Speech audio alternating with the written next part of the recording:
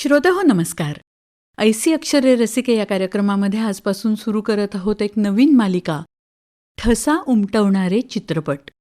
आजच्या पहिल्या भागामध्ये ऐकूया प्रिया प्रभुदेसाई यांचा होम या चित्रपटाविषयी लेख.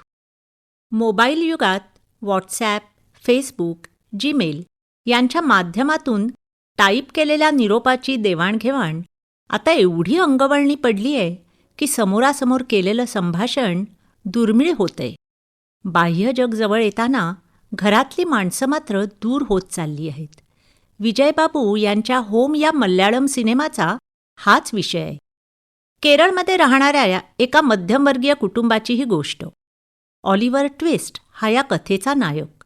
त्याचे वडील, पत्नी, 2 मुलं आणि गच्चीवर फुलवलेली बाग हेच त्याचं जग.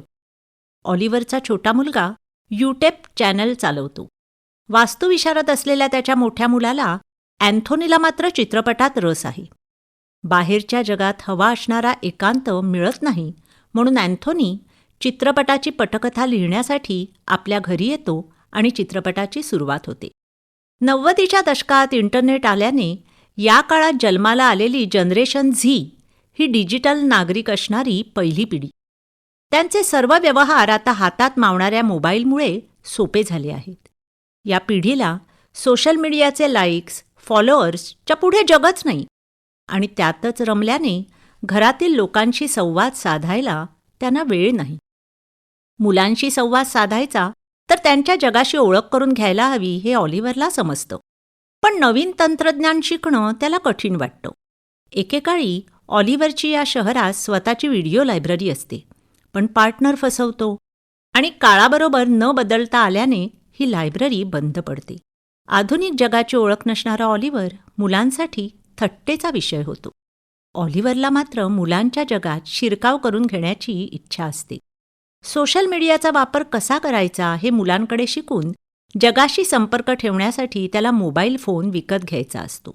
मोबाईल विकत घेतल्यानंतर त्याच्या आयुष्यात ज्या काही घटना घडतात त्यामुळे त्याचं आयुष्य कसं बदलतं, हरवलेला आत्मविश्वास त्याला कसा सापडतो, या प्रश्नांची उत्तरं हवी असतील तर होम हा सिनेमा बघाच.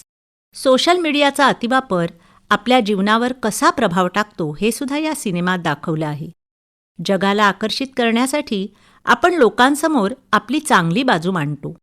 चेहऱ्यावर एक मुखवटा घेऊन वावरतो. मिळणारे लाईक्स कमी झाले तर या विचाराने अस्वस्थ होतो, पण त्याच वेळी आपल्या माणसानं मात्र गृहीत धरतो. कधीतरी घरातच आदर्श असतात ह्याची आपल्याला कल्पनासुद्धा नसते. सोशल मीडियांवर त्यांची स्टोरी नसते.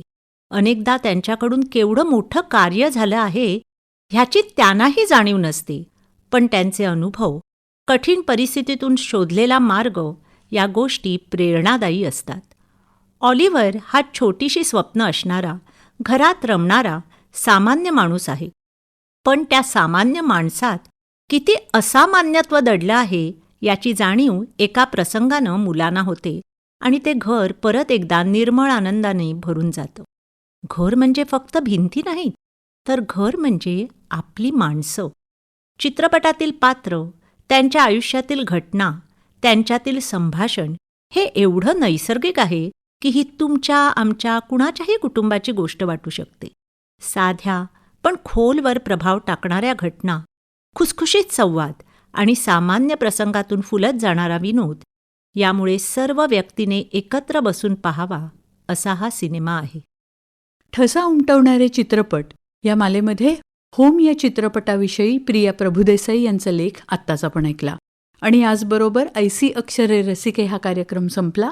या कार्यक्रमाला निर्मिती सहाय्य केलं होतं पूर्वा राणे यांनी आणि सादरकर्त्या होत्या ज्योत्स्ना केतकर. पुन्हा भेटूया उद्याच्या भागात. नमस्कार.